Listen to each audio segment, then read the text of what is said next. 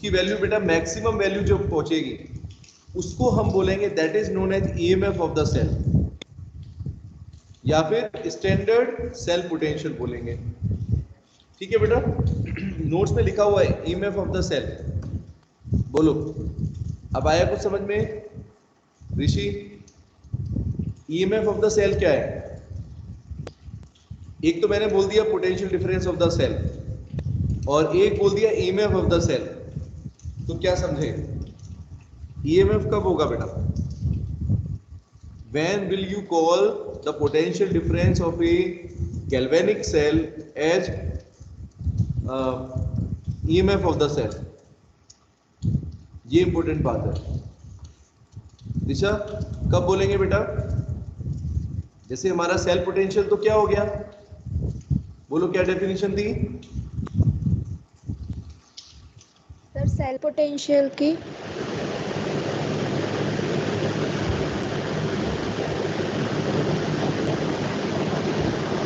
हाँ बेटा, cell potential बताएं। Potential difference between two electrodes cathode and anode. Note good. तो इसको तो बोलते हैं सेल पोटेंशियल। ठीक है, अब मैं ये कह रहा हूँ बेटा, सेल पोटेंशियल की वैल्यू धीरे धीरे इंक्रीज करेगी। जैसे जैसे रिएक्शन आगे बढ़ेगा वैसे वैसे ही तो बेटा, जैसे जैसे इलेक्ट्रॉन्स का फ्लो बढ़ेगा, सोचो जैसे जैसे इलेक्ट्रॉन्स का फ्लो बढ़ेगा एनोड से कैथोड की तरफ, वैसे वैसे ही पोटेंशियल की वैल्यू चेंज होगी नहीं होगी? या एकदम एक जैसी होगी? तो एक टाइम बेटा आ जाएगा जब मैक्सिमम नंबर ऑफ इलेक्ट्रॉन्स पहुंच गए, maximum number of electrons are flowing from cathode anode to cathode. Okay, yes sir. इस पॉइंट के ऊपर ध्यान से बेटा मेरी बात सुनो, इस पॉइंट के ऊपर मैक्सिमम पोटेंशियल डिफरेंस जो होगा, यानी सेल पोटेंशियल की वैल्यू बेटा मैक्सिमम पहुंच जाएगी, और उस मैक्सिमम वैल्यू को हम क्या बोलेंगे? EMF of the cell. क्या बोलेंगे बेटा? It is the EMF of the cell. और सबसे इंटरेस्टिंग बात क्या है, जब ईएमएफ ऑफ द सेल हुआ तो बेटा उस टाइम पर कोई सर्किट के अंदर करंट फ्लो नहीं करेगा, समझे? सर्किट के अंदर कोई करंट फ्लो नहीं करेगा। तो कल जो 3 केसेस पढ़े थे उसका मतलब समझो, आपने सिर्फ 1.1 वोल्ट दिमाग में रह गया, और एक्चुअल में बेटा 1.1 वोल्ट क्या था ऋषि? क्या था बेटा? सेल पोटेंशियल की वैल्यू थी, या बोल सकते हैं हाँ, जो अपना गैल्वेनिक जो डैनियल सेल हमने लिया, कॉपर और जिंक का जो डैनियल सेल लिया, उस डैनियल सेल के लिए बेटा सेल पोटेंशियल की वैल्यू थी वो। समझे मेरी बात? Yes sir. या ईएमएफ भी बोल सकते हैं, ईएमएफ था वो, मैक्सिमम वैल्यू थी वो। समझे मेरी बात? मैक्सिमम वैल्यू 1.1 वोल्ट थी। अब देखो, अब आपने क्या किया था, जब 1.1 वोल्ट से कम था, मतलब कि सेल पोटेंशियल की वैल्यू या ईएमएफ ऑफ द सेल से कम था जब एक्सटर्नल वोल्टेज, तो इसलिए बेटा फर्क नहीं पड़ रहा था, क्योंकि जिस साइड आपने जैसे मान लो ईएमएफ दिया 1.1 वोल्ट, तो दूसरा वोल्टेज बेटा क्या था, उससे कम था, है ना? इसीलिए करंट फ्लो करता रहा। लेकिन जैसे ही बेटा क्या हुआ, एक कंडीशन जब आई, जब आपका EMF of the cell external voltage के बराबर हो गया, तब कोई करंट फ्लो नहीं कर रहा। इस बात को समझो, इसका मतलब क्या है, ये 1.1 वोल्ट बेटा क्या चीज है, सबको समझ जानी चाहिए इस वक्त। It is the EMF of the cell. और कौन से सेल की बात कर रहे थे? डैनियल सेल की बात कर रहे थे, है ना बेटा? Yes sir. डैनियल सेल जिसमें जिंक और कॉपर के इलेक्ट्रोड्स होते हैं, जिंक की इलेक्ट्रोड होती, जिंक की एनोड होती है और कॉपर की कैथोड बनाते हैं, उस तरह के डैनियल सेल को याद रखो। उसमें बेटा 1.1 वोल्ट आपका हुआ, इसका मतलब ईएमएफ ऑफ द सेल। ठीक है, it is the EMF of the cell. ठीक है, अब इसकी जगह बेटा अगर डैनियल सेल की जगह अगर कोई और हमें लेना है, अगर हम किसी और सेल की बात करें, कोई भी गैल्वेनिक सेल लेते हैं, सिल्वर का कॉपर का ले लेते हैं, या सिल्वर लिथियम का ले लेते हैं, कोई भी दो मेटल का इलेक्ट्रोड ले लो, तो उसके बीच में बिल्कुल सिमिलर प्रोसेस होगी, लेकिन वहां पर बेटा ईएमएफ की वैल्यू 1.1 वोल्ट नहीं आएगी, कुछ और आ सकती है, कैलकुलेट करके निकालेंगे। ई कैथोड माइनस ई एनोड का यूज करेंगे, और रिडक्शन पोटेंशियल हमें दे रखे होंगे, स्टैंडर्ड रिडक्शन पोटेंशियल, एसआरपी बताया था आपको, हर एक मेटल का स्टैंडर्ड रिडक्शन पोटेंशियल दे रखा होता है इलेक्ट्रोकेमिकल सीरीज में, है ना बेटा?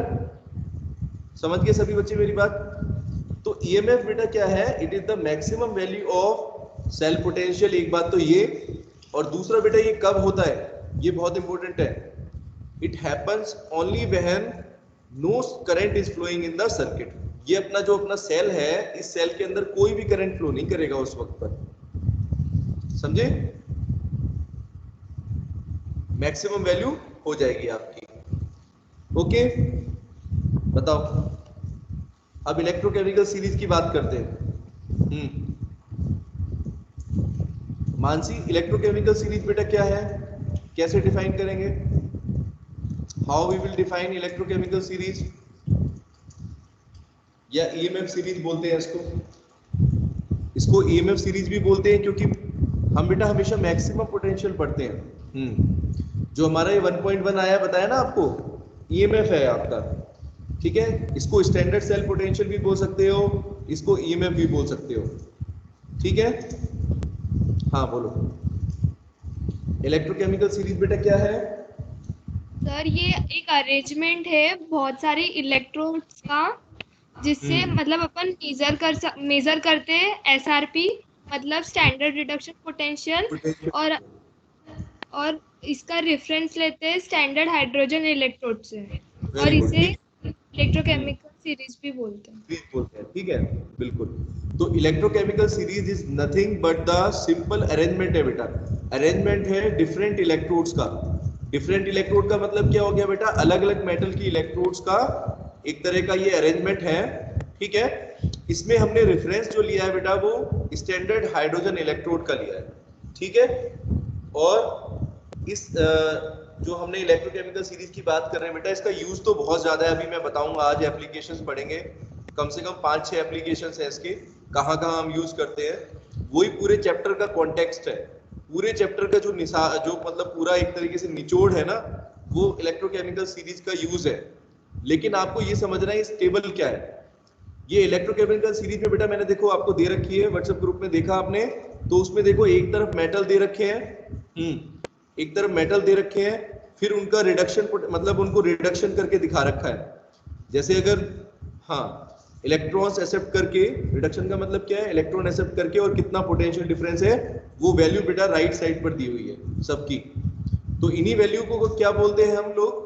Standard reduction potentials of different elements, अलग अलग एलिमेंट्स का, ठीक है? The arrangement of various electrodes of elements with reference to standard hydrogen electrode, ठीक है? जो ये बेटा स्टैंडर्ड हाइड्रोजन इलेक्ट्रोड के कंपैरेटिवली करते हैं, और इसी को इलेक्ट्रोकेमिकल सीरीज भी बोलते हैं, इसी को इलेक्ट्रोकेमिकल सीरीज बोलते हैं, इसी को ईएमएफ सीरीज बोलते हैं, इसी को सेल पोटेंशियल भी बोलते हैं, सब कुछ इसको ही बोलते हैं।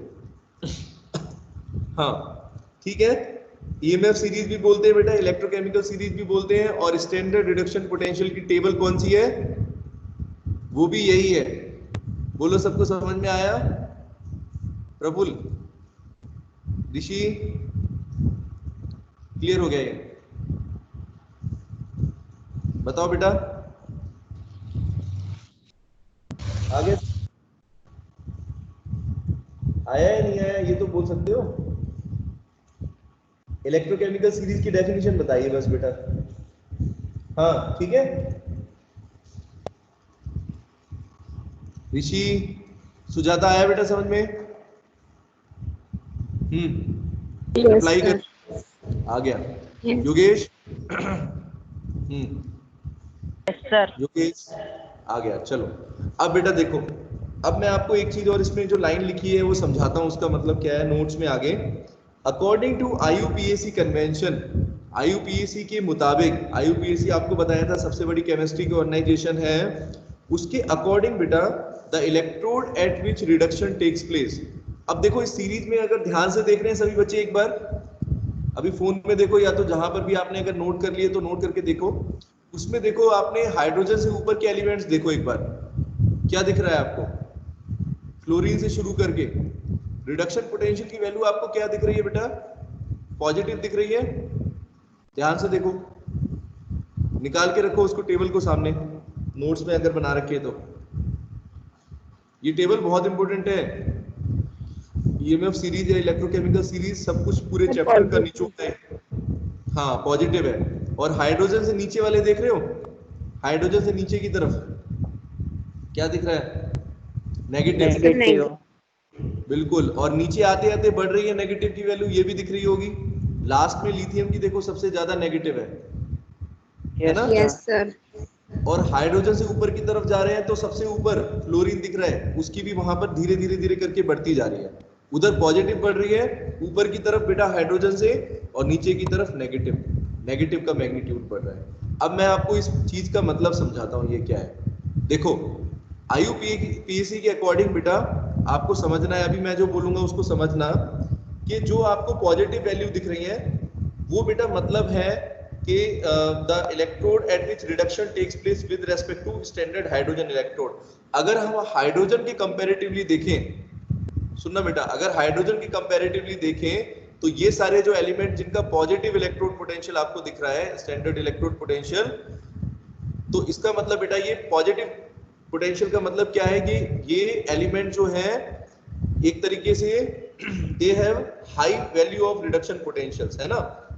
तो इन एलिमेंट्स का रिडक्शन हुआ, जैसे कल मैंने आपको बताया था कि स्टैंडर्ड हाइड्रोजन इलेक्ट्रोड हम रखते हैं, है ना। तो हमने लेफ्ट पर रखी हमने लेफ्ट पर रखी हाइड्रोजन, और राइट पर जिस एलिमेंट का मेजर कर रहे थे, ठीक है। तो बेटा जिसका पॉजिटिव आ रहा है इसका मतलब एक्चुअल में क्या है, वहां पर वो ज्यादा अच्छे रिड्यूसिंग एजेंट है, ठीक है। चलो ये अभी मैं आपको बाद में ही समझाता हूँ, अभी जब एप्लीकेशन में समझ में आएगा। ऐसे इसमें ये सिर्फ दिया हुआ है the electrode at which reduction takes place. अगर हम हाइड्रोजन की कंपैरेटिवली देखें बेटा, तो जिनका रिडक्शन हो रहा है, जिनका रिडक्शन हो रहा है मतलब कि जो इलेक्ट्रॉन ले रहे हैं आसानी से, वो तो बेटा है हाइड्रोजन से ऊपर वाले, उनको हमने पॉजिटिव साइन दिया है। Those who are ready to add electrons, जैसे फ्लोरीन में आप देखो, फ्लोराइड आयन में बेटा इलेक्ट्रॉन एक्सेप्ट कर रहा है वो आसानी से, है ना। इलेक्ट्रॉन लेने के बाद उसका पोटेंशियल बेटा क्या आ रहा है, पॉजिटिव। इसका मतलब क्या हुआ, he is happy. Fluoride ion बेटा रिड्यूस होने के लिए क्या है, तैयार है, आसानी से रिड्यूस हो गया, ऐसे समझ लो सिंपल लैंग्वेज, ठीक है बेटा। जैसे जैसे नीचे आ रहे हैं, जैसे जैसे नीचे आ रहे हैं, जो वैल्यू है वो पॉजिटिव कम होती जा रही है हाइड्रोजन तक आते आते। सिल्वर है, और उसके बाद फिर देखो कॉपर का 0.34 होता है ना।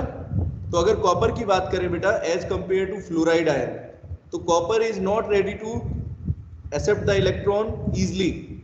ले तो रहा है वो, पॉजिटिव तो है उसका मैग्नीट्यूड, लेकिन अगर बेटा फ्लोराइड आयन से कंपैरेटिवली करें, सबसे ऊपर जो लिखा है उसके कंपैरेटिवली आपको वैल्यू कम दिख रही है, बोलो।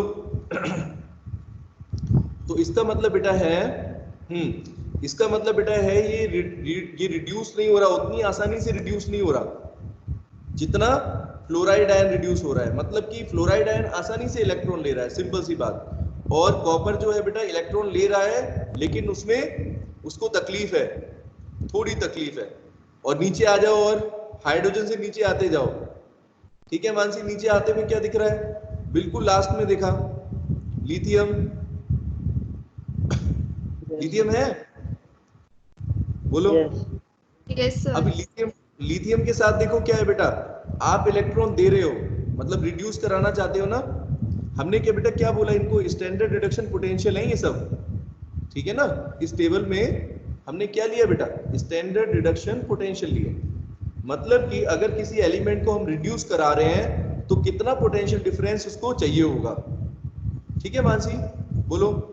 समझ रहे हो मेरी बात? यस अब सर। लिथियम का, अब लिथियम का नेगेटिव क्यों है, इसका क्या मतलब है समझो। आप इलेक्ट्रॉन दे रहे हो लिथियम को, इलेक्ट्रॉन कह रहा है नहीं लेना।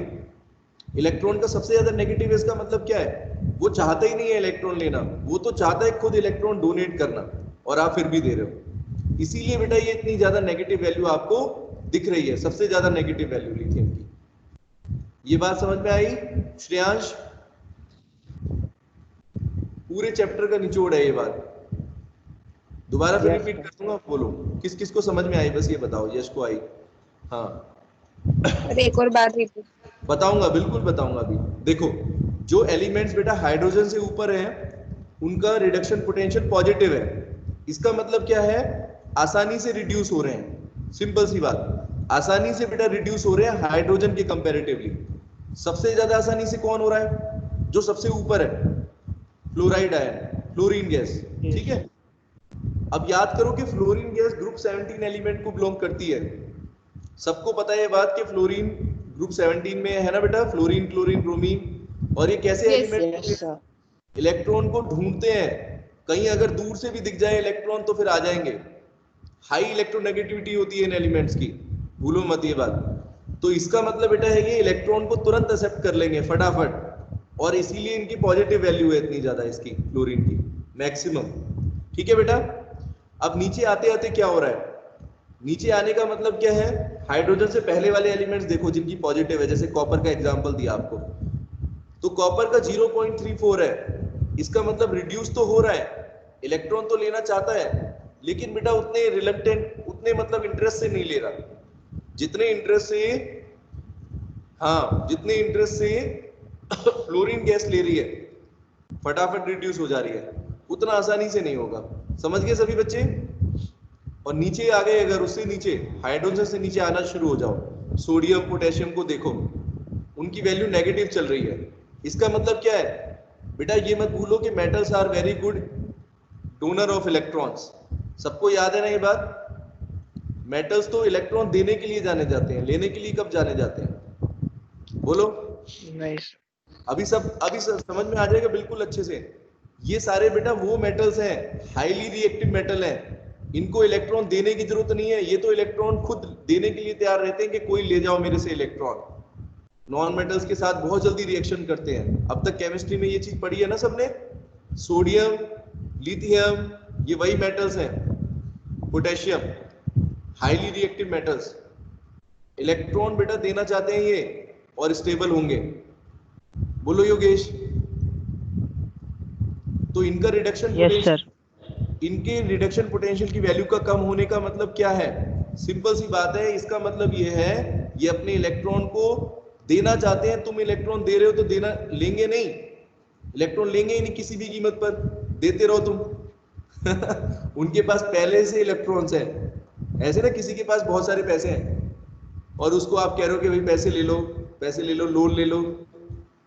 किसी के पास पहले से ही है, मुकेश अंबानी के पास पहले से बेटा बहुत सारा इन्वेस्टमेंट है उसके पास, और बैंक जा रहे हैं अंबानी को पैसे देने कि लो भाई लोन ले लो।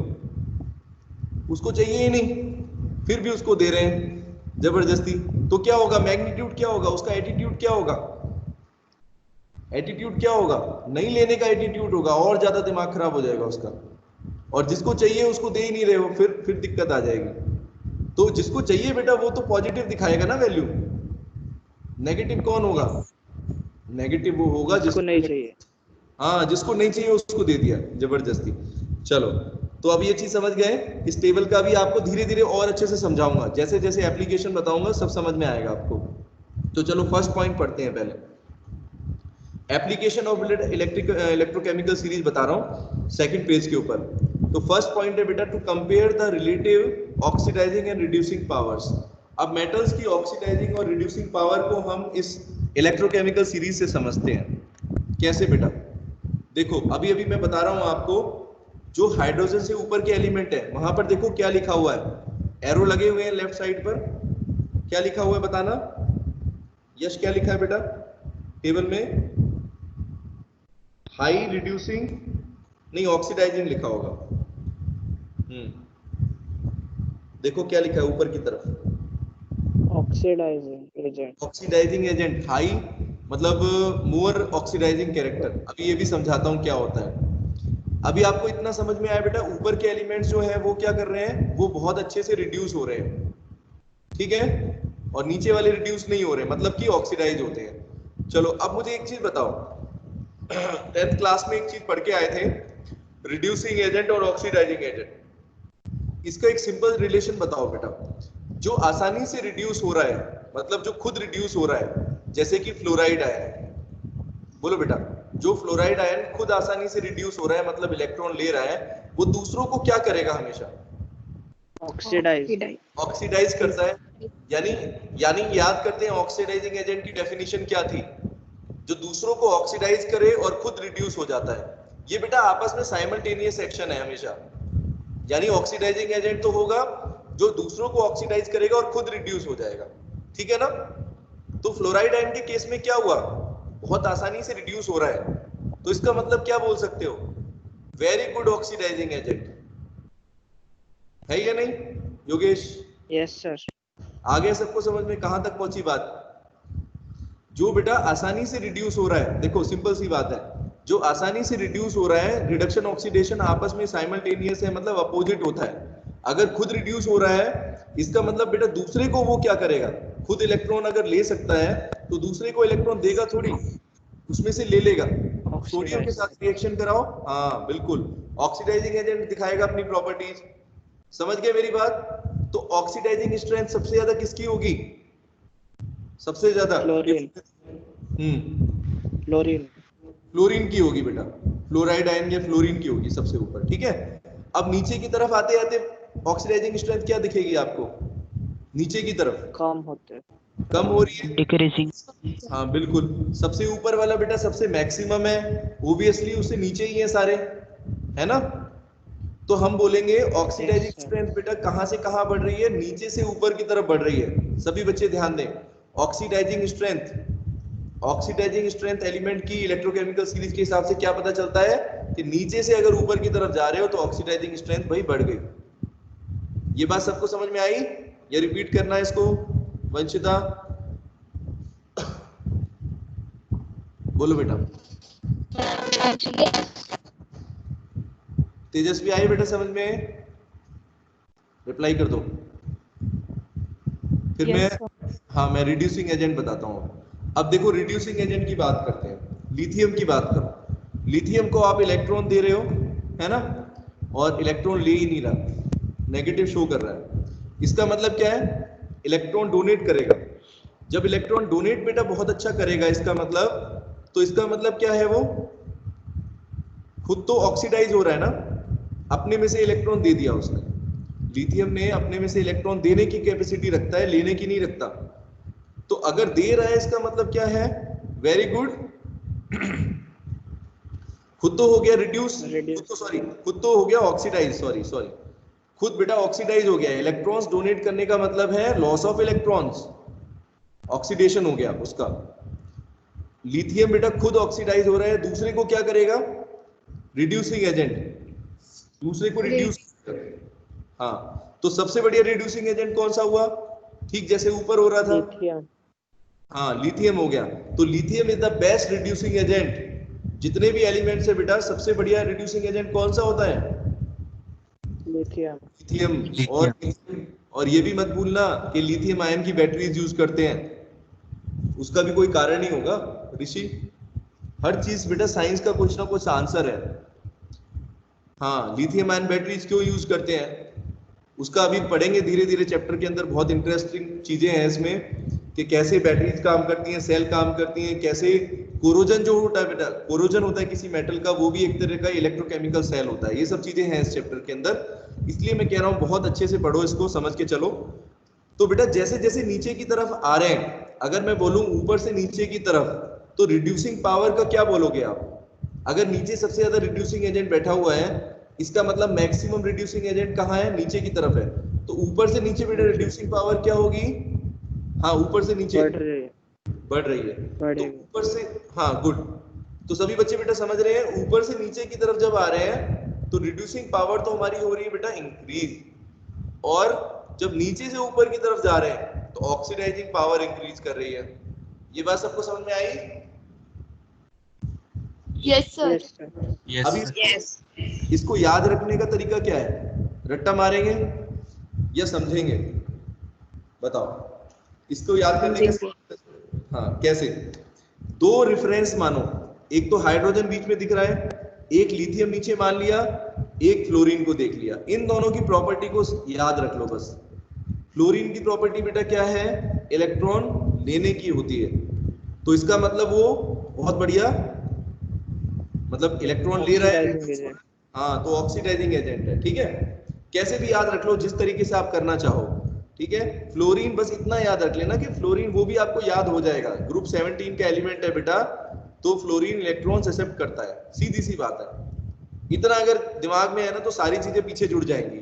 अगर फ्लोरीन इलेक्ट्रॉन ले रहा है तो यानी कि आसानी से रिड्यूस होगा, आसानी से रिड्यूस होगा तो बहुत बढ़िया ऑक्सीडाइजिंग एजेंट कहलाएगा, है ना। किसी से भी इलेक्ट्रॉन ले लेगा, छीन लेगा, लेगा क्या छीन लेगा, ठीक है। नीचे वाला एलिमेंट क्या करेगा, ऊपर वाला ऊपर वाला इलेक्ट्रॉन्स का भिखारी है, नीचे वाला अंबानी है, ऐसे याद कर लो। अगर ऐसे याद कर सकते हो, ठीक है। तो नीचे की तरफ बेटा आएंगे तो लिथियम के पास बहुत सारे इलेक्ट्रॉन्स हैं देने के लिए, है ना। तो क्या करेगा बेटा, इलेक्ट्रॉन्स को देगा, इलेक्ट्रॉन्स को देगा मतलब कि खुद ऑक्सीडाइज हो गया, ऑक्सीडाइज हो गया, दूसरे को बेटा रिड्यूस करेगा, ठीक है। तो नीचे की तरफ आएंगे, हाँ, तो बस अपना एक बार एक रेफरेंस मान लो, एक चीज को याद रख लो, या तो रिड्यूसिंग पावर को याद कर लो या ऑक्सीडाइजिंग को, अपोजिट होता है। अगर नीचे की तरफ रिड्यूसिंग पावर बेटा इंक्रीज कर रही है तो ऑक्सीडाइजिंग पावर उल्टी चलेगी, क्योंकि रिडक्शन और ऑक्सीडेशन का कैसा रिश्ता है,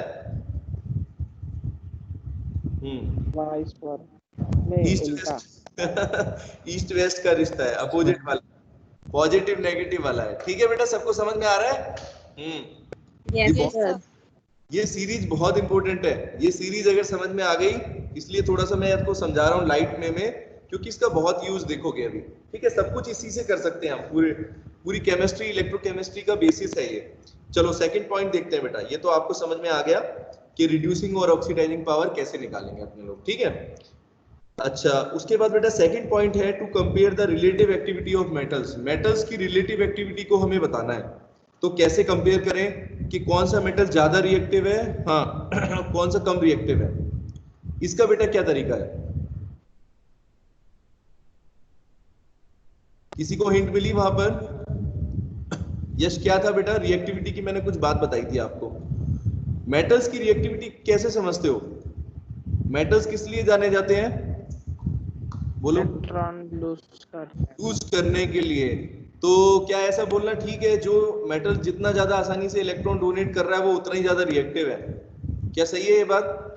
यस सर। है ना, एक तरीके से सही है, क्योंकि मेटल्स बेटा रिएक्टिव होने का मतलब है कि भाई जो आसानी से इलेक्ट्रॉन दे रहा है वो है। अब हमने अभी अभी पढ़ के चुके कि इलेक्ट्रॉन जो नीचे की तरफ जा रहे हैं वो इलेक्ट्रॉन आसानी से देने के लिए तैयार बैठा है, वो तो एडवांस में देने के लिए तैयार है, लिथियम, ठीक है। और लिथियम से अगर कंपेयर करें बेटा बाकी सब एलिमेंट्स को, तो लिथियम से क्या होंगे, कम ही रिएक्टिव है कि नहीं, बोलो?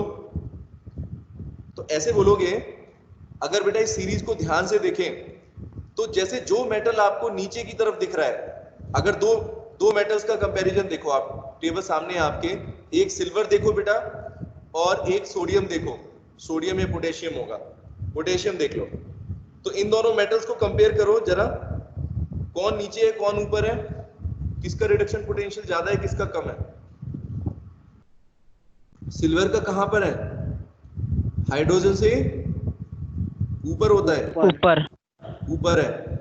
अच्छा, और उसका पोटेशियम का नीचे की तरफ है, बिल्कुल लिथियम के पास है, ऊपर पे। तो कौन सा ज्यादा रिएक्टिव है बताओ, इतनी चीज से बता सकते हो?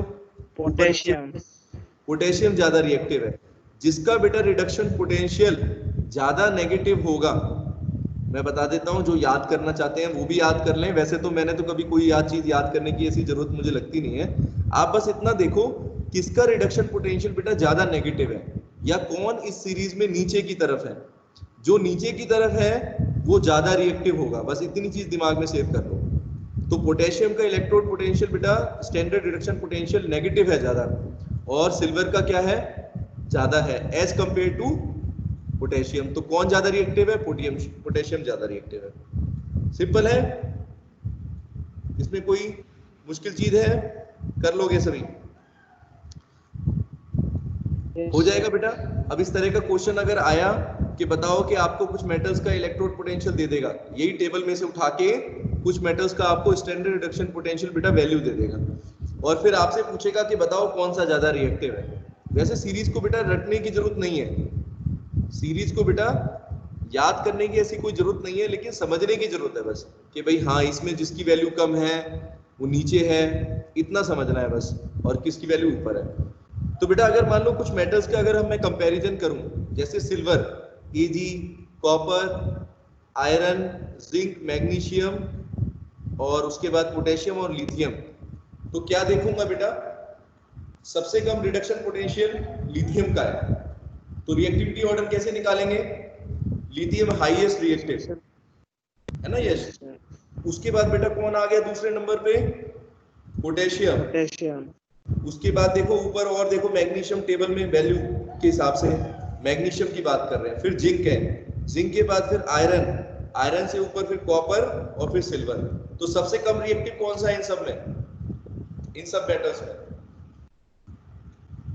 बोलो सबसे कम सिल्वर है। ठीक है सुजाता, आया बेटा समझ में? Yes sir. सिल्वर सबसे कम रिएक्टिव है, और सबसे ज्यादा कौन सा है, जो सबसे नीचे है, जिसका स्टैंडर्ड रिडक्शन पोटेंशियल सबसे ज्यादा नेगेटिव है, वो सबसे ज्यादा रिएक्टिव है। बस इतना याद कर लो, सिंपल सी चीज, ज्यादा आपको दे नहीं रहा दिमाग पे जोर नहीं। ठीक है, रिएक्टिव का मतलब पैसे, और पैसे सबसे ज्यादा किसके पास है इंडिया में, मुकेश अंबानी तो लिथियम के पास है। ठीक है, हाँ ऐसे कोई एग्जांपल तो याद करना पड़ेगा ना।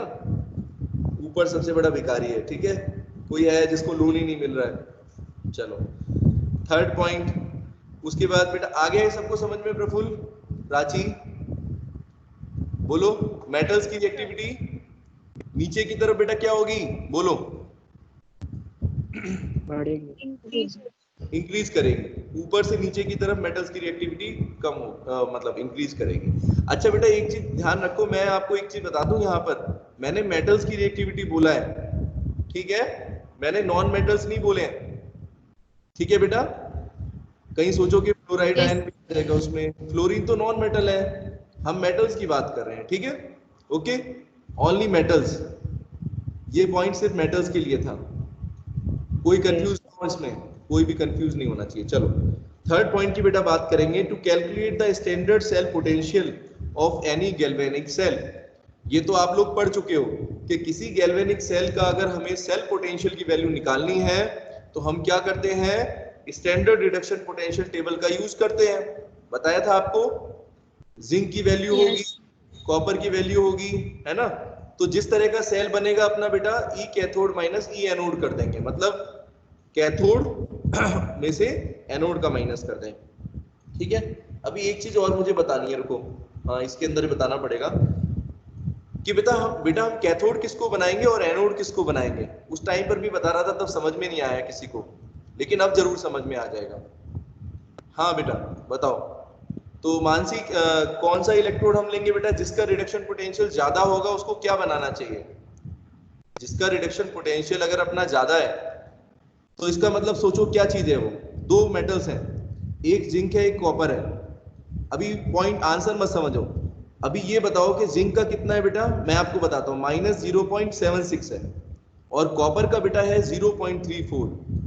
तो अब सोचो कॉपर का रिडक्शन पोटेंशियल है 0.34, इसका मतलब क्या पढ़ा अभी हमने, इस टेबल की मदद से क्या समझ में आया कि ये आसानी से रिड्यूस होगा। तो बेटा यहां पर क्या होना चाहिए, क्या यूज करना चाहिए, कॉपर को हमें क्या करना चाहिए, एनोड बनाना चाहिए, कैथोड बनाना चाहिए, जिससे हमारा कैथोड बनाना चाहिए। ये बात और किस किस को समझ में आई, दिशा समझ गया। Yes sir. चलो मैं थोड़ा सा एक्सप्लेन कर देता हूं। देखो जिसका रिडक्शन पोटेंशियल बेटा पॉजिटिव है, या मतलब जिसका रिडक्शन पोटेंशियल हम बोले ज्यादा है, ठीक है, उसको हम कैथोड बनाएंगे। क्यों, क्योंकि वो आसानी से रिड्यूस हो रहा है। अगर रिड्यूस हो रहा है तो बेटा क्या बनाओगे, कैथोड ही तो बनाओगे, कैथोड के ऊपर रिडक्शन होता है। ये बात आपको सबको याद हो गई है कि कैथोड पर क्या होता है, रिडक्शन होता है भाई। और रिडक्शन जहां पर होता है वहां पर आप कैसा मेटल चाहोगे, जो आसानी से रिड्यूस हो जाए, दोनों के कंपैरेटिवली। ठीक है मानसी, ठीक है बेटा, नंदिनी आया बेटा समझ में। उस मेटल को अगर आपको कोई ऐसा क्वेश्चन आए या आपको पता करना है कि भाई कौन कैथोड बन रहा है कौन एनोड बन रहा है, तो सिंपल सा तरीका क्या है, जिसका रिडक्शन पोटेंशियल पॉजिटिव है या बड़ी वैल्यू है, मैं बड़ी वैल्यू इसलिए बोल रहा हूं, अगर मान लो 2 मेटल का दे दिया आपको दोनों के दोनों नेगेटिव हैं, जैसे जिंक का दे दिया और लिथियम का दे दिया। अब कौन से को कैथोड बनाओगे बताओ, इस केस में कौन सी कैथोड बनने वाली है? जिसका रिडक्शन पोटेंशियल ऊपर की तरफ है या जिंक बड़ी? कैथोड बनेगा। हाँ, जिंक कैथोड बनेगा, बिल्कुल। तो बेटा इसलिए मैं आपको बार बार बोल रहा हूँ, पॉजिटिव नेगेटिव से समझा नहीं रहा, मैं आपको वैल्यू से समझा रहा हूँ। इस टेबल में बेटा जो ऊपर की तरफ एलिमेंट होगा उसकी प्रॉपर्टी ज्यादा होगी रिड्यूस होने की, आसानी से समझ गए ना? और वही कैथोड बनेगा, बस सिंपल सा है। अब जो कैथोड बनेगा एनोड उसका अपोजिट बनेगा, इसमें कोई एक्सप्लेन करने की बात है नहीं, ठीक है? बोलो, आया समझ में इतना? किसको कैथोड बनाते हैं? चलो यस सर। बेटा गुड। फोर्थ पॉइंट देखते हैं अब हम। थर्ड पॉइंट हमारा था ई नॉट सेल को निकालना। तो ई नॉट सेल तो आपने पढ़ लिया कैसे निकालते हैं। इस टेबल में बेटा आपको जो वैल्यूज दी हुई है, स्टैंडर्ड रिडक्शन पोटेंशियल दिए हुए हैं हर एक एलिमेंट के। तो बस क्या करना है, ये देख लो कि कौन सा मेटल कैथोड है और कौन सा एनोड बनेगा। कैथोड की रिडक्शन पोटेंशियल वैल्यू में से बेटा क्या करेंगे, एनोड वाली वैल्यू को सब्ट्रैक्ट कर देंगे, ठीक है? सिंपल है। कोई भी आप गैल्वेनिक सेल के लिए ई नॉट सेल की वैल्यू निकाल सकते हो with the help of electrochemical series. इस सीरीज से कर सकते हो सब कुछ, ये सीरीज भगवान है ना? इलेक्ट्रोकेमिस्ट्री में सचिन तेंदुलकर है ये। चलो नेक्स्ट फोर्थ पॉइंट बेटा, to predict whether a metal react with acids to give hydrogen gas. अगला पॉइंट बेटा है, अगर हमें ये पता करना है कि कोई मेटल एसिड्स के साथ रिएक्शन करेगा तो हाइड्रोजन गैस बनाएगा या नहीं बनाएगा। देखो ये बड़ी इंपॉर्टेंट प्रॉपर्टी को समझाऊंगा आपको। आपने एक प्रॉपर्टी पढ़ी थी बेटा मेटल्स की, याद करो कि हाइड्रोक्लोरिक एसिड के साथ या डाइल्यूट एसिड्स के साथ बेटा मेटल रिएक्शन करते थे तो क्या बनाते थे। एक प्रॉपर्टी थी मेटल की, metals react with dilute acids to form hydrogen gas. Hydrogen gas उसमें लिबरेट हो जाती थी। याद है किसी बच्चे को? एक प्रॉपर्टी है ये, 10th क्लास में है वैसे तो, लेकिन आपको बार बार आएगी आपके सामने, ठीक है? तो बेटा मेटल्स की अच्छी प्रॉपर्टी होती है, मेटल्स क्या करते हैं, डाइल्यूट एसिड्स के साथ क्या करते हैं, रिएक्शन करके हाइड्रोजन गैस उसमें से रिलीज करते हैं, है ना? लेकिन उसमें एक ट्विस्ट क्या है, ट्विस्ट है कि कुछ मेटल नहीं करते हैं। There are some metals who do not react with this HCl to form hydrogen gas. याद है किसी बच्चे को कौन कौन से एलिमेंट्स थे? तब तो रट्टा मारा था 10th क्लास में कि एक तो कॉपर था, कॉपर नहीं रिएक्ट करता, एक सिल्वर भी नहीं करता, ऐसा था क्या? हाँ उस वक्त तो याद ही किया था, लेकिन अभी समझ जाओगे। अभी आपको समझा दूंगा थोड़ी देर में कि कैसे आप पता लगाओगे कि कौन रिएक्ट करेंगे कौन नहीं करेंगे। देखो इसको समझने के लिए ऐसे मानो, अगर आपको HCl को रिड्यूस करना है, देखो HCl प्लस मेटल ये है ना बेटा, तो क्या करेगा एक्चुअल में, ये H पॉजिटिव आयन निकलना चाहिए यहाँ पर, है ना? ऐसे बना कुछ सॉल्ट और हाइड्रोजन गैस जो है यहाँ पर बन जाएगी। तो यहाँ पर H पॉजिटिव आयन का देखना एक्चुअल में क्या हो रहा है। H पॉजिटिव को बेटा क्या चाहिए, इलेक्ट्रॉन चाहिए। हाइड्रोजन के आयन को क्या चाहिए बेटा, इलेक्ट्रॉन चाहिए रिड्यूस होने के लिए, है ना? रिडक्शन होना चाहिए। देखो और ये इलेक्ट्रॉन बेटा कौन दे सकता है, मेटल देगा, है कि नहीं? ऐसे हो गया। तो अब बताओ मुझे, अभी देखो अभी हम देखते हैं कि कैसे होगा। अगर हम इस तरीके से बेटा रिएक्शन को समझ गए कि एक्चुअल में H पॉजिटिव आयन जो हाइड्रोक्लोरिक एसिड या सल्फ्यूरिक एसिड के अंदर कौन सा आयन है, H पॉजिटिव आयन है बेटा, है ना? उसको हमें क्या करना है, रिड्यूस करना है। बोलो श्रेयांश, रिड्यूस करना है बेटा। तो रिड्यूस करने के लिए क्या चाहिए, इलेक्ट्रॉन। बोलो ऋषि, इलेक्ट्रॉन चाहिए। कौन अच्छे से रिड्यूस कर सकता है, जो आसानी से इलेक्ट्रॉन दे देगा। कौन अच्छे से रिड्यूस करेगा बेटा और कौन नहीं करेगा, दो कैटेगरी कैसे? हाँ जैसे लिथियम है, अगर लिथियम को एसिल के साथ रिएक्शन करोगे तो लिथियम क्या कहेगा, मेरे पास इलेक्ट्रॉन्स हैं, तुम पहले क्यों नहीं आए मेरे पास, तब भी दे देता तुम्हें, है ना, एडवांस में दे देता। तो लिथियम बेटा क्या करेगा, आसानी से रिड्यूस कर देगा इसको, समझे मेरी बात। तो Yes, कौन sir. अच्छा, तो अब बिल्कुल सिंपल सी चीज है एकदम, बिल्कुल जो हाइड्रोजन से नीचे वाले एलिमेंट्स हैं वो रिड्यूस कर सकते हैं, बोलो। इस HCl में HCl से हाइड्रोजन गैस कौन निकालेंगे, जो नीचे के एलिमेंट्स है हाइड्रोजन से नीचे के, उसे ऊपर वाले भूल जाओ, क्योंकि वो तो खुद ही इलेक्ट्रॉन लेने के लिए तैयार है, ले रहे हैं, मतलब थोड़ा थोड़ा उनको है कि भाई हम मेटल हैं नहीं लेंगे, लेकिन ले रहे हैं ओवरऑल। हाइड्रोजन से अगर कंपेयर करोगे बेटा तो हाइड्रोजन से वो इलेक्ट्रॉन लेंगे, देंगे नहीं उसको। कौन कौन, कॉपर, सिल्वर, ये एलिमेंट्स की बात कर रहा हूं मैं। तो इस बात से क्या साबित हुआ, बोलो, इलेक्ट्रोकेमिकल सीरीज बड़ी काम की चीज है। इससे आप ये बता सकते हो कि कौन से मेटल बेटा हाइड्रोजन को HCl सॉल्यूशन के साथ रिएक्ट करके और हाइड्रोजन गैस लिबरेट कर देंगे। कौन कौन करेंगे बेटा, नीचे की तरफ देखें तो, अगर मैं शुरू कर देता हूं ऊपर से, मतलब हाइड्रोजन के बाद से, तो हाइड्रोजन के बाद आई थिंक कौन कौन से है देखना, जिंक है, आयरन भी है क्या, आयरन है, सीरीज तो देखो एक बार, Yes, sir. आयरन भी है, फिर जिंक है, मैग्नीशियम, पोटेशियम और लिथियम। तो इसका मतलब ये सारे मेटल बेटा, ये सारे मेटल जो है हाइड्रोजन को डिस्प्लेस कर सकते हैं। अभी क्वेश्चन कैसे भी आए, कितना भी घुमा फिरा के आए, आपको अगर ये चीज पता है कि ये सब इलेक्ट्रोकेमिकल सीरीज के हिसाब से हमें पता है कि नीचे की तरफ है, तो बेटा ये हाइड्रोजन को इसमें से रिलीज कर सकते हैं। अच्छा, आप रिलेटिव क्वेश्चन पूछे, अगर 3 मेटल देके और पूछे कि बताओ कि आयरन, जिंक और लिथियम के अंदर या पोटेशियम के अंदर कौन सबसे ज्यादा जल्दी रिएक्ट करेगा, कौन सबसे ज्यादा तरीके से बना पाएगा हाइड्रोजन गैस, तो उसका भी आंसर आपके पास है। जितना ज्यादा नीचे की तरफ है उतना ही आसानी से इलेक्ट्रॉन मिल रहा है उसको, उतना आसानी से रिड्यूस हो रहा है। इसका मतलब बेटा हाइड्रोजन गैस आसानी से निकालेगा। ठीक है, बोलो Yes. आगे समझ में, इतना Yes, मुश्किल sir. नहीं है, बिल्कुल एक से दूसरी चीज जुड़ी हुई है सारी। ठीक है, तो metals below the hydrogen in the table, क्या लिखा है मैंने, metals below the hydrogen in the table have less value of standard reduction potential, follow this type of reaction, that is they are capable of donating the electron to hydrogen atom to form hydrogen gas।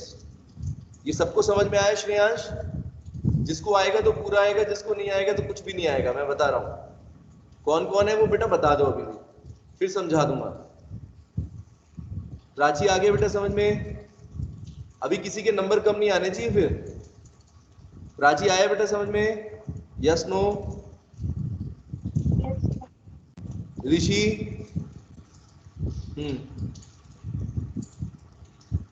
ऋषि आ गया। ठीक है, और समझने के बाद फिर questions भी हो जाने चाहिए। ठीक है, तो न्यूमेरिकल तो अभी तक मैंने सिर्फ एक ही टाइप का बताया आपको, है ना, ई नॉट सेल निकालने वाला, अभी आएगा धीरे धीरे। ठीक है, चलो नेक्स्ट भी बता देता हूं जल्दी से पॉइंट। बेटा अगला पॉइंट है 5th पॉइंट, नोट्स के अंदर दे रखा है, to predict the spontaneity of a redox reaction. किसी रिडॉक्स रिएक्शन की स्पॉन्टेनिटी हमें बतानी है।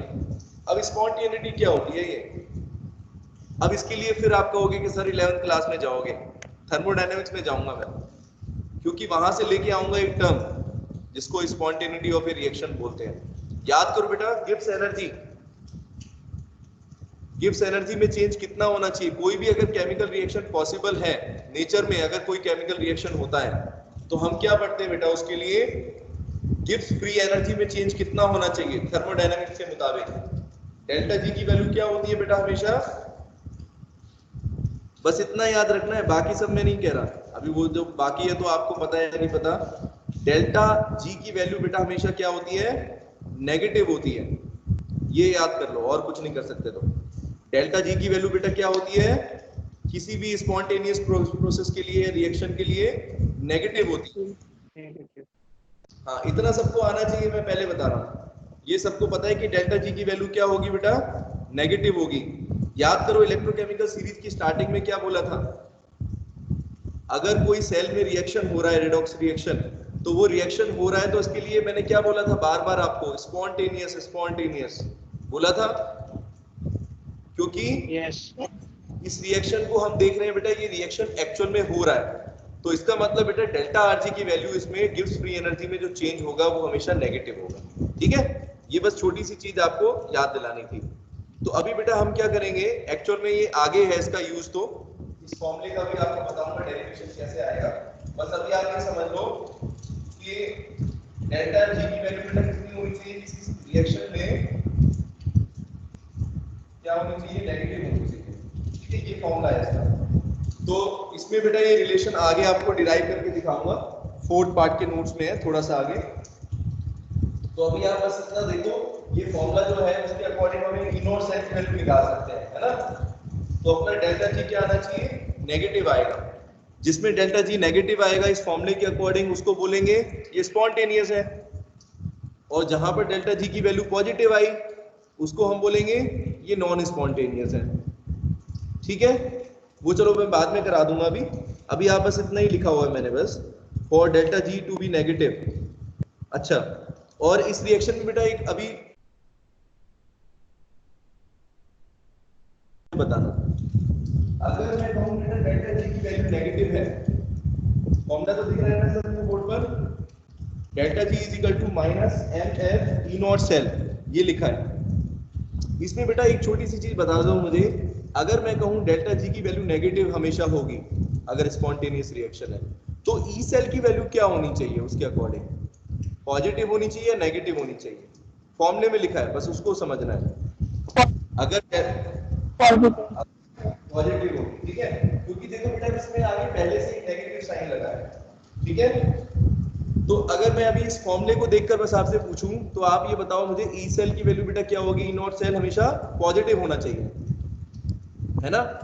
अगर किसी सेल का बेटा ई नॉट सेल अगर पॉजिटिव आया तभी वो इलेक्ट्रोकेमिकल सेल बन सकता है, या तभी वो एक तरीके से सेल का काम करेगा, गैल्वेनिक सेल का, अदरवाइज वो नहीं करेगा।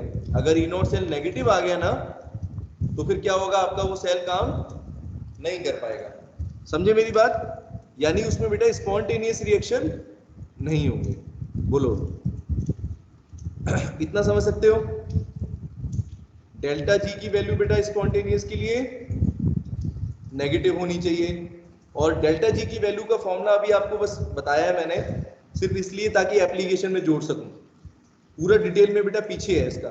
ठीक है, तो ई सेल की वैल्यू बेटा क्या होनी चाहिए, अगर ये वैल्यू मुझे चाहिए नेगेटिव तो माइनस साइन आपको दिख रहा है, अगर मैं बेटा नेगेटिव ले लूंगा यहाँ पर ई नॉट सेल की वैल्यू, एक छोटी सी चीज बताओ, तो माइनस माइनस क्या हो जाएंगे, बोलो, नेगेटिव लेके देख लो, पॉजिटिव हो रहा है ना, डेल्टा जी की वैल्यू फिर क्या हो जाएगी, अगर यहाँ पर बेटा माइनस 1.1 वोल्ट ले लिया मैंने तो क्या रिजल्ट आ जाएगा, प्लस 1.1, और डेल्टा जी की पॉजिटिव अगर आ गई वैल्यू तो क्या ये स्पॉन्टेनियस रिएक्शन होगा, बोलो।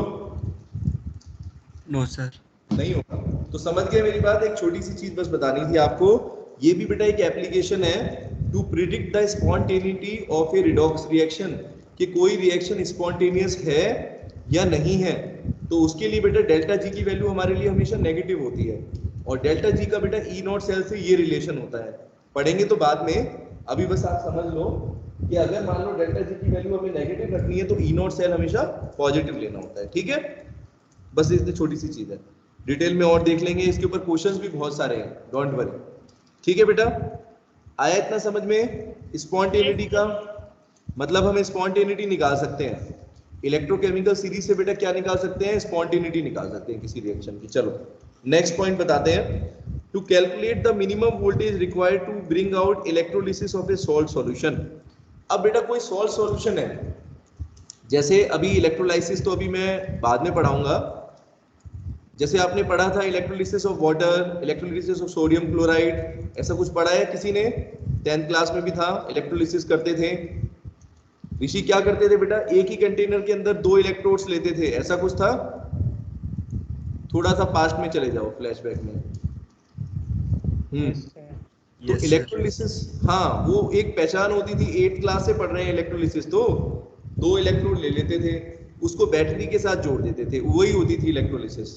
ठीक है, लेकिन सुनो मेरी बात, अगर आपको किसी सॉल्ट की इलेक्ट्रोलिसिस करनी है तो बेटा उसके लिए आपको मिनिमम वोल्टेज कितना चाहिए होगा, what should be the minimum voltage, क्योंकि वोल्टेज तो लगाओगे, कुछ बैटरी तो लगाओगे ना उसके साथ, कितनी पावर की लगाओगे, ये कैसे पता लगाओगे?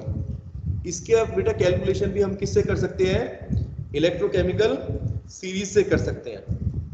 ठीक है, जैसे फॉर एग्जांपल अगर आपको कॉपर की इलेक्ट्रोलिसिस करनी है, सुनो बेटा, अगर कॉपर की इलेक्ट्रोलिसिस करनी है तो आप क्या देख लोगे, इस स्टैंडर्ड रिडक्शन पोटेंशियल की वैल्यू देख लोगे, कॉपर की कितनी है, 0 पॉइंट, अरे बोल तो दो, 0.34 वोल्ट। 34। अभी दो वैल्यू तो याद कर लो कम से कम, जिंक की -0.76 और उसकी 0.34 हो गई कॉपर की। ठीक है, तो बेटा कॉपर की 0.34 वोल्ट का मतलब समझे आप कि इस इलेक्ट्रोलिसिस को करने के लिए बेटा कम से कम अपने को कितना वोल्टेज चाहिए, 0.34 वोल्ट चाहिए, इससे कम नहीं चलेगा, इससे ज्यादा होना चाहिए। ठीक है, यस सर। चलो, और ये कल वाले एक्सप्लेनेशन से भी समझ सकते हो, जो हमने कल ई सेल वाला ईएमएफ वाला देखा था ना, ग्रेटर देन, तो वो कंडीशन क्या हुई थी, जब एक इलेक्ट्रोकेमिकल सेल को हमने इलेक्ट्रोलिटिक सेल में कन्वर्ट कर दिया, क्योंकि बेटा हमने वोल्टेज की वैल्यू जब बढ़ा दी तो वही चीज हो गई ना, मिनिमम वैल्यू कितनी थी 1.1 वोल्ट, उसी तरीके से है, लेकिन यहाँ पर बेटा मेटल की बात कर रहे हैं। ठीक है, तो मेटल अपना जैसे मान लो अगर वाटर का दे रखा है यहाँ पर -1.23 वोल्ट होता है। ठीक है, तो वाटर के केस में तो ये मिनिमम वोल्टेज हो जाएगा, जितना उसका ईएमएफ आएगा ना बेटा, जितना सेल पोटेंशियल की वैल्यू दे रखी है, एसआरपी दे रखा है सिंपल सा मेटल का, कॉपर का 0.34 एसआरपी वैल्यू दे रखी है, वही बेटा क्या हो जाएगा, मिनिमम वोल्ट फॉर इलेक्ट्रोलिसिस। बस इतनी छोटी सी चीज है। ठीक है, यस सर। श्रेयांश आ गया समझ में ये पॉइंट?